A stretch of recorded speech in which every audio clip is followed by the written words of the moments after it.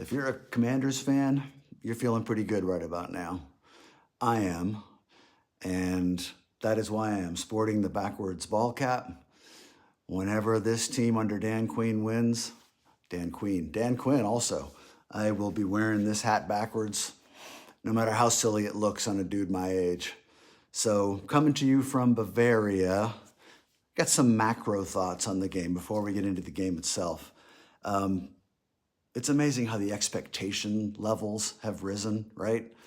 I went into this Cardinals game thinking, maybe the team will outscore somebody again and will find a way to win on the road, back to back, yada, yada. Came out of this game with a blowout win, and all of a sudden creeping into the back of my head is the idea that, they might blow somebody out again this coming week.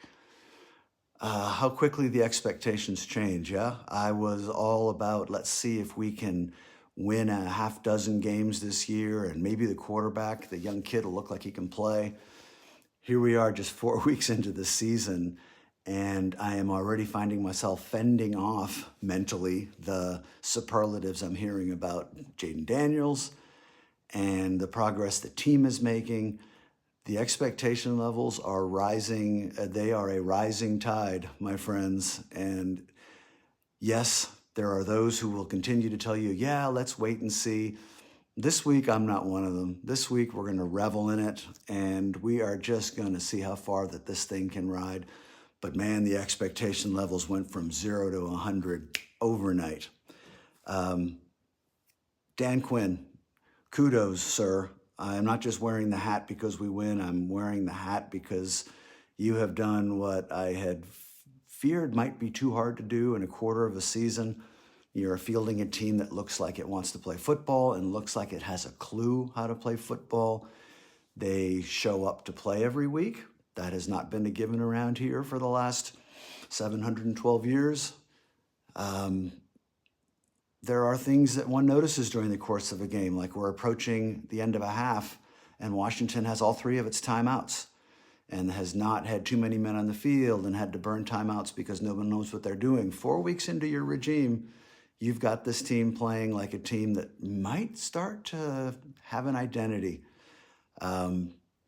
All the parts seem to be pulling on the same rope, which is, I can't tell you how refreshing. So kudos to you, sir, and thank you for making a almost 64-year-old man wear a backwards baseball cap proudly. For the 3rd straight week, this Commanders team was the more aggressive of the 2 teams on the field. You know it when you see it. In week 1, they clearly didn't really know what they were doing yet, and it showed, and they seemed tentative, and the Buccaneers were clearly the better, more cohesive team. That makes more sense now when you start to see what's happened with this team that's now played together 4 times.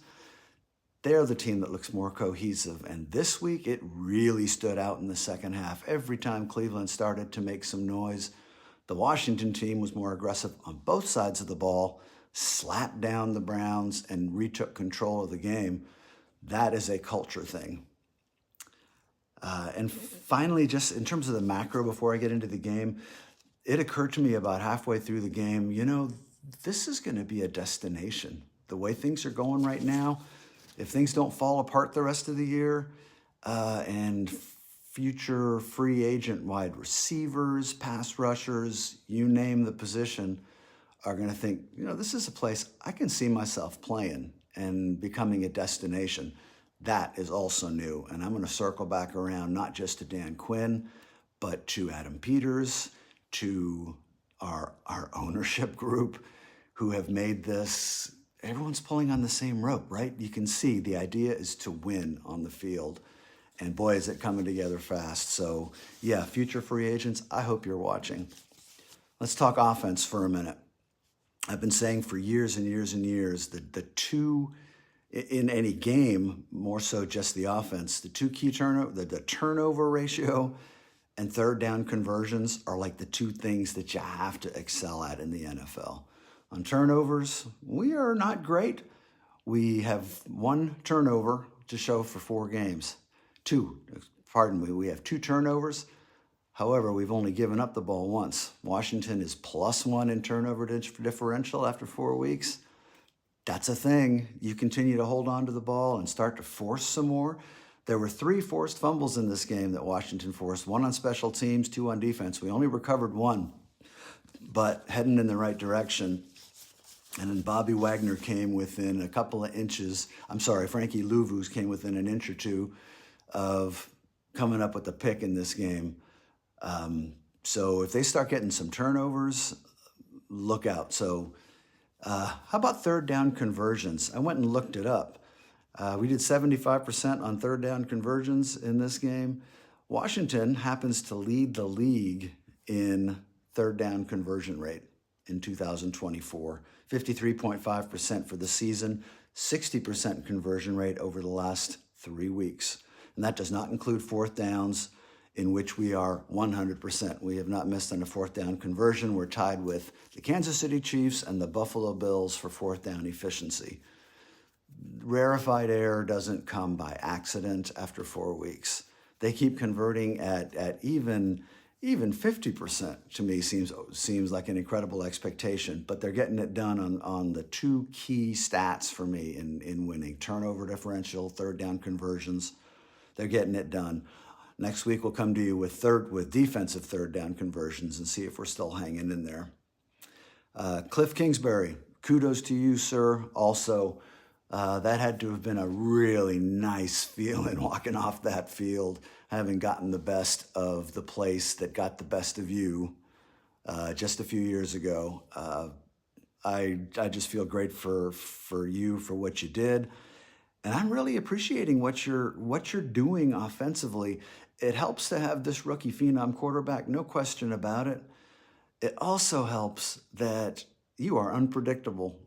Matter of fact, if you were going to predict anything about a Cliff Kingsbury offense in this game, tell me if you wouldn't be surprised that by my informal count, we had 32 first down opportunities in this game and called running plays on 21 out of the 32 first down runs. If that's predictable when you got a guy like Jaden Daniels back there, I will take that kind of predictable all day. I would not be surprised to see Cliff shake it up again this week, coming up against the Browns and change some tendencies. But those of us that have been watching this team a long time and always wanted to run the ball, why aren't you running the ball? We are running the ball. Even if you're not getting 2, 3, or 5 or 6 yards on first down, you're getting 2 or 3. And then you're moving the chains because Cliff is also calling those little short passes. And it's easy to say, throw the ball short, right? The slants and all that. What makes it special is when you do, and I've been watching Andy Reid and Mahomes do this for the last 4 or 5 years, where Mahomes literally gets the snap, makes the read, and the ball is out just like it's a snap decision. There's no chance for a pass rush to get to the quarterback when the ball's coming out. Literally get the snap and release it almost instantly. I wasn't sure Jaden Daniels had that in his arsenal. He does. He's got the accuracy to do it. He's able to put the right tempo on the ball. He's not ripping it in there low where a receiver has to fight to make the catch. His touch is good, and the accuracy on those quick releases. You have a 2nd and 8, and you can throw a 4 or 5 yard quick pass that literally is indefensible unless the ball gets tipped or something goes completely haywire. Then you got a 3rd and short. You got a quarterback like Daniels and an apparent running game like we might be building here. That is good stuff. That is high-level NFL stuff, and Cliff's getting all of that done. It has helped him that the interior line, this rebuilt, imported interior line, is killing it.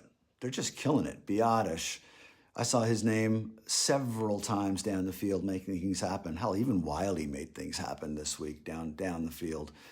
It's not just pass pro, which has been remarkable, but the running game. When's the last time we saw running lanes? You know, actual running lanes and a chance for a running back to use his talents rather than just try to find a little daylight to squeeze through. All of those things, if you are planning to play against Washington at this point, tell me who you start. How do you try to take away the running game first when you got a quarterback who's a dual threat like Daniels is, or try to shut Daniels down and downfield and leave yourself short in the box and have to try to deal with the running game. Right now, things are clicking.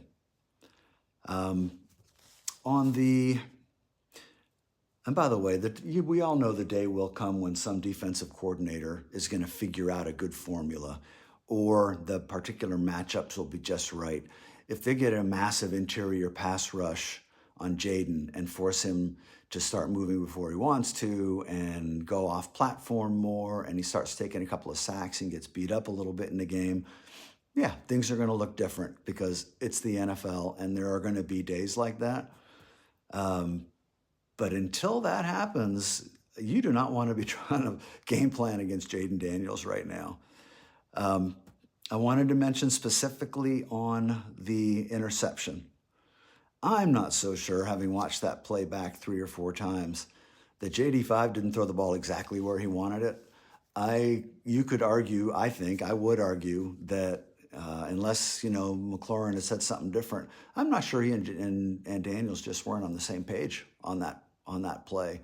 It almost looks to me like McLaurin didn't turn his head as quick, and JD5 threw the ball exactly where he intended.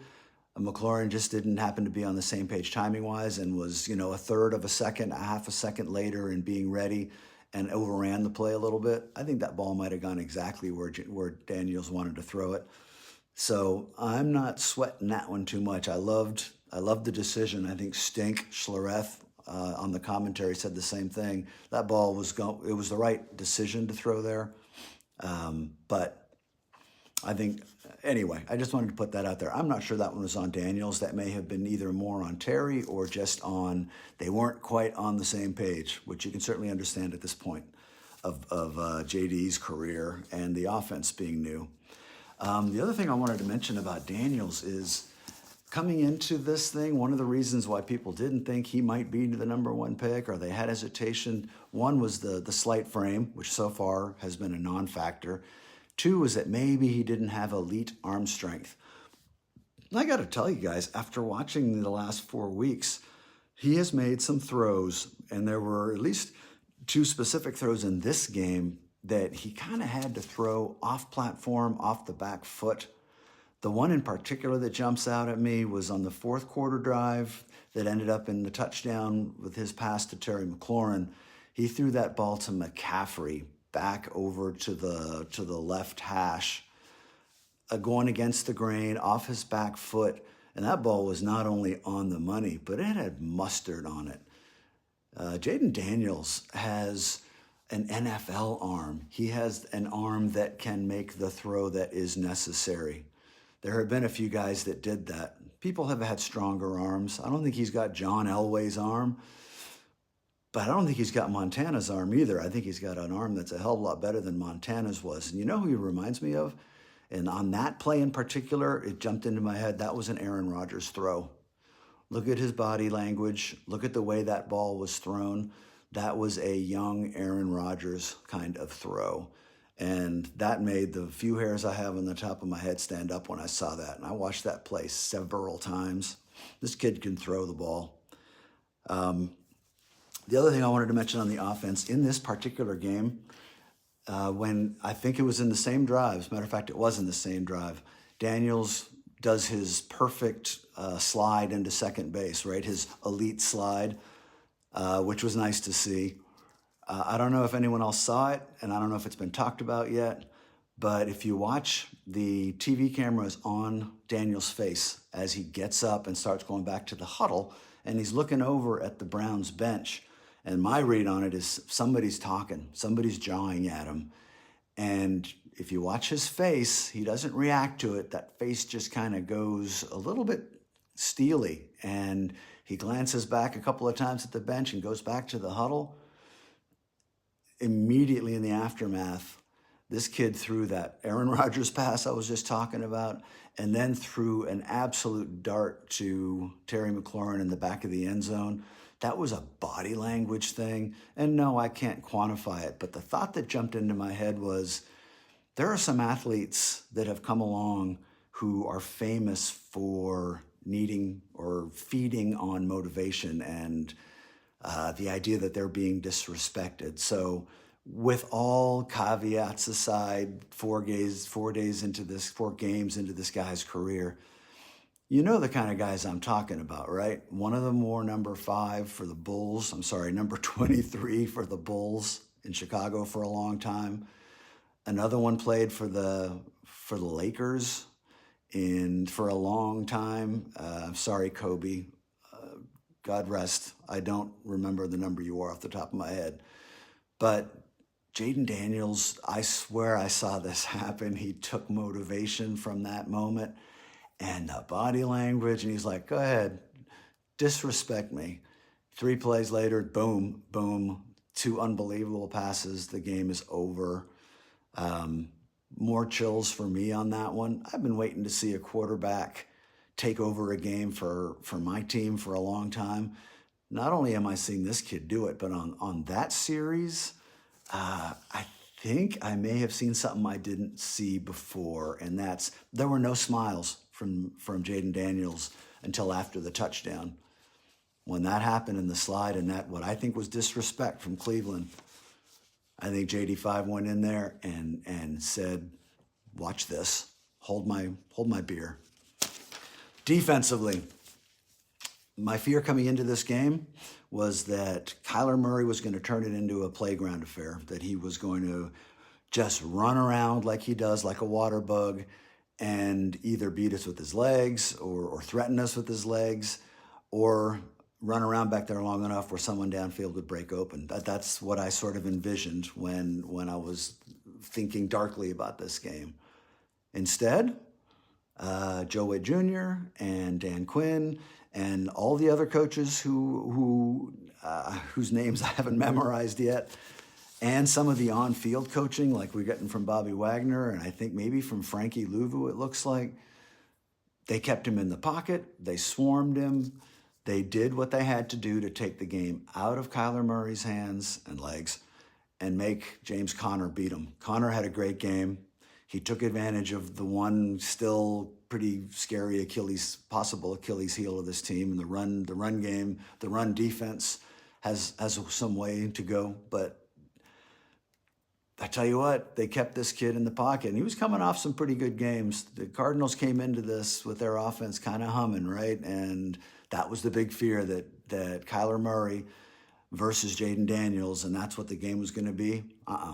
The Commanders' defense took, I think, basically Kyler Murray out of the game, to the extent that at the end of the game, when there was still 4 or 5 minutes left, and yeah, I know the score was out of hand, but how many times have you seen a home team that's losing just take the air out of the ball and run it for their last possession, the last 2 possessions maybe? I've lost track of that part, but it just jumped off the screen at me that they're not even trying to stage a ferocious, miraculous comeback. They gave up. And they took the ball out of their quarterback's hands, and they just handed it off and handed it off. They took Kyler Murray's will away, and they took away the Arizona coaching staff's will to let him continue to not get the job done. Part of that, oh yeah, I'm sure Cardinals will say they had a bad game on offense, but they had some help having a bad day on offense. And I think that our defensive coaching staff did brilliantly in communicating their game plan, adjusting within the game, and taking the game out of their most dangerous player. They took it out of his hands. That's not easy to do in the NFL. Our team did it this week. I do have a couple of negatives I'm going to throw out. One of them I'm sure is hardly original, but Emmanuel Forbes came back. The only times I noticed him in this game were once when he was late arriving on a sideline pass and sort of went for the ball, and fortunately it was close enough to the sideline where the Cardinal receiver who caught it as Forbes went sailing by out of bounds, he was late to the ball, and the guy made the catch.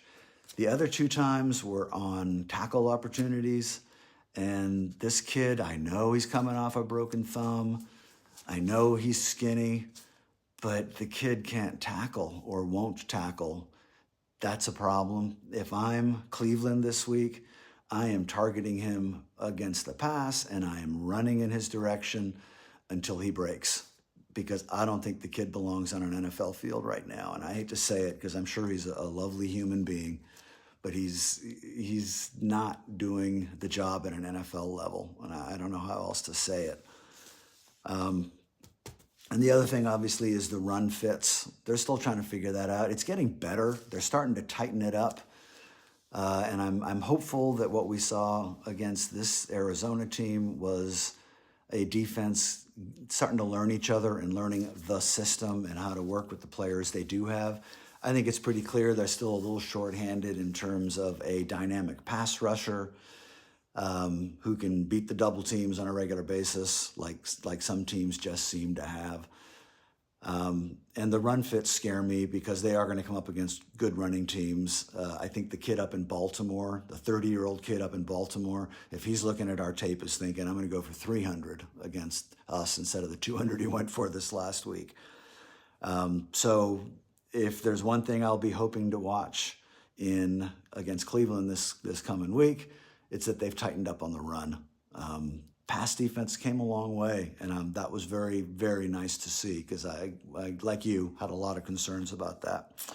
So overall, a huge step up from the defense. Every time that the game dictated that they come up with a big stop, they did. They just did. And they came up with the turnover and could have easily had the two forced fumbles, one of which they recovered. Some of the standouts, again, Jeremy Chin, who I think right now is probably he and Luvu, my favorite two players on that side of the ball. Luvu because of the fire, and boy, he arrives angry and hits. And Chin just seems to be there. He shows up with an attitude, and I've seen him on special teams flashing, and he just always seems to be there around the ball. Those have been huge additions. I had some concerns about Bobby Wagner the last couple of weeks. I've been watching him on film, and it seemed like he knows where to go and all that. He just didn't seem like he lost a step or a half a step, and I wasn't quite sure.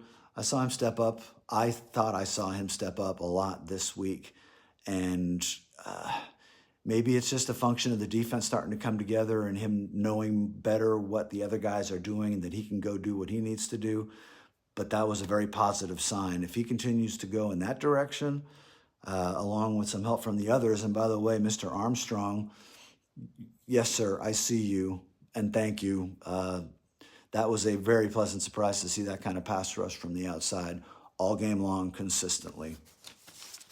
So defensively, huge step up, even more cause for encouragement. So I want to close out with just a couple more general thoughts, and thanks for hanging so far. It did not take long in this game to notice the crowd noise again on the road.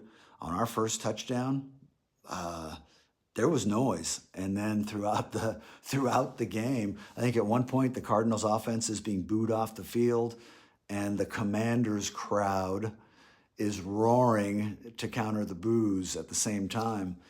That stuff doesn't go unnoticed. There's going to be some bandwagon element here, and I know that Jaden Daniels, I did that last week too with Jason Daniels. I'm going to have to work on that.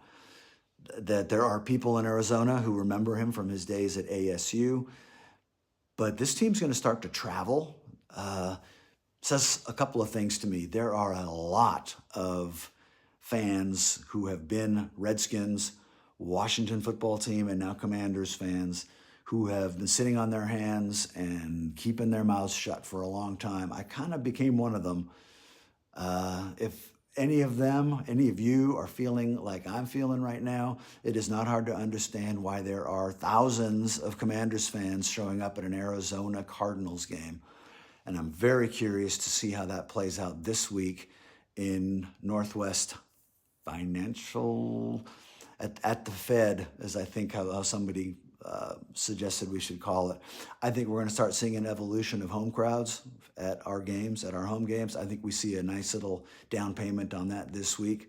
There will be Browns fans there, but there's going to be an arrogance in the roar for our team that I don't think we've heard in this town for a long, long time. If you're going to the game this week, I think you're going to be hoarse leaving, and I think there's going to be a lot of conversation next week, particularly if the team finds a way to win again. There's going to be a lot of talk about all of a sudden home field means something again. There's a reason for that. Jaden Daniels is a big, big part of it. He is a serious rising tide, my friends. But yeah, the crowd. There will be crowd discussions next week. If on a more specific level, I went and watched the Cleveland game against the Raiders, the condensed version. And what kept jumping out at me was number 6 in Cleveland, their middle linebacker, Mr. I'm going to butcher his name, Mr. Owusu Koramoah out of Notre Dame, who wears the bubble helmet and is all over the field. This is a serious athlete, and he is a angry is an overused word, but he plays the game with an attitude. I suspect we are going to see him mirroring Jaden Daniels for a lot of this game and trying to force Jaden to throw the ball and not go off on those runs.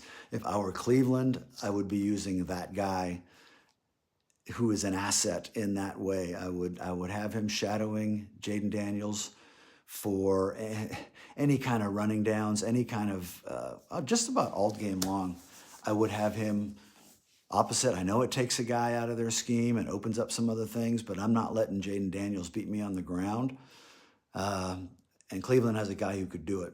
Watch number 6 with the bubble helmet. He's everywhere, and I think that he and Jaden Daniels are going to be best friends by the end of this game. Back-to-back road games for the Cleveland Browns. Let's see how they handle it. Our team handled it remarkably well, right? Going on the road for 2 straight weeks and winning and, staying on the road and all that. Just more kudos to the coaching staff for having that team ready to go. We'll see if Cleveland has their team ready to go. If you are Cleveland, you want to run the ball this weekend and run the ball and run the ball. 1, to test the run fits and the Commanders' run defense. 2, to run the clock and limit possessions for Jaden Daniels until somebody figures out how to slow the kid down. So I'm looking for a lot of runs from them.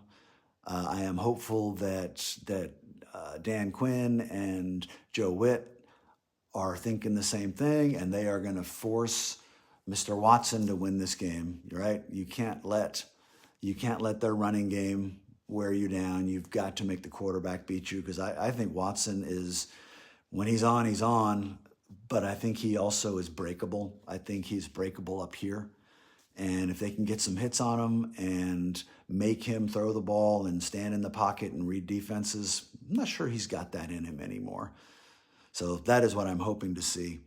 I don't think that Washington is going to win every game by 20 or 30 points. I do think at some point somebody is going to figure out a way to slow this offense down. I think that might start to happen a little bit this week, now that there are 4 weeks of film available. I also don't think that Cleveland is the team to beat us. I don't think their offense is dynamic enough. I think Washington is still going to score points. So I think it's going to be a closer game than this past week. But I do see Washington in the end prevailing. I'm going 27-23. And I suspect that because of the expectations we talked about earlier, there will be those saying, gee, I don't know, that game was closer than it should have been. How quickly things change, right? A 1-point squeaked out win last year felt like Christmas morning. Anything less than a 25 or 30 point win now, and I'm guessing you're going to hear some people saying, what the heck? We're better than that. What's happening to our team? So thank you for bearing with this whole, God knows how many minutes I've been rambling at you. I appreciate it. So until next week, and hopefully back on the BGO Blind Pig podcast, as they say in Bavaria, Heil den Kommandanten.